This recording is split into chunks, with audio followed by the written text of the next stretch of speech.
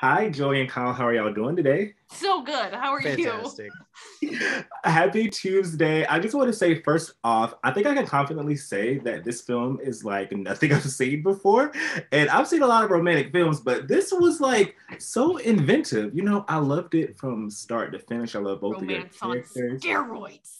I I don't know why I said that. It's accurate. It's accurate. love it. I love it. Swole Joy, I'm going to start with you romance. first because you are definitely not a stranger to romantic films, but because this is so different, what drew you initially to the project and the character of Tessa? Well, first, actually, what drew me to the project was our writer, Mark Klein, came to me with this idea that he wanted to make into a movie and ultimately make into a book as well. And it struck me because his pitch of this was so beautiful and also had personal ties to his own life, and it also had a similar tie to my life. I hope my grandmother's okay with me telling the story, but my grandfather passed away many years before I was born. I'm actually named after him. But when he left, my grandma had these experiences after he passed, and like one of them was she had this visitation dream, and she could like feel like the hair on his head and like could like feel his skin, and it just wowed her so much. She felt like she was being visited by him and was connecting with him. And so when Mark Klein came to me with the story and told me about his experience with someone in his life that passed away, it would just all like really was just so powerful and moving to me. And so I really was excited to be part of this beautiful story. Yeah, that's so interesting that Mark would have that experience. You also have someone in your family with a similar experience. It was my grandma still tells that story as if it just happened yesterday to this day, and I think it must have happened close to 30 years ago. Wow, that's so interesting. And Kyle, for you, how would you describe Tessa and Skylar's relationship in the movie, and also how is it just working alongside Joey on this project? Oh my gosh, working with Joey is incredible. I sorry, but I seriously I consider it a masterclass in from every part of the process. I mean, getting ready, how you talk to people, how you treat people. It's not just acting, it's not just doing the job. It's the entirety of it. She has it down to a science. It's so effortless. I mean, watching you on set is one of the more beautiful experiences of my life. Like it's so rare to see someone so profoundly in their element and doing it so well. Every day, I mean, every day she makes me and herself and everyone around her laugh. Gosh, it's the truth. Oh my God, I'm gonna cry. Lee, I'm already. You're how embarrassing for you. You're so nice with I am embarrassed. I love it. Even when I walked into the room, you all were already laughing. I'm like, okay, let's talk about like how good these co-stars are together. I love it. I love it. Well, thank you both so much. I really enjoyed this conversation. I can't wait for everyone to see this film. Thank you so much. Thank you. It'd be great. Bye.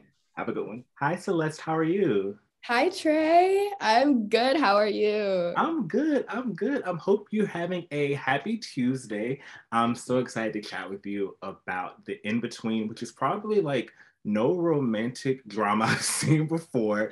It's definitely different. Like throughout the movie, I was like, wow, this is like, low key inventive because I've never have seen a film that someone is having like most of the plot developing and they're not listening. So it was definitely interesting. And first off, I wanted to ask you, what can you tease about your character? Like we know that your character is the best friend of Tessa, played by Joey King. How would you describe your character and the dynamic that she shares with Tessa?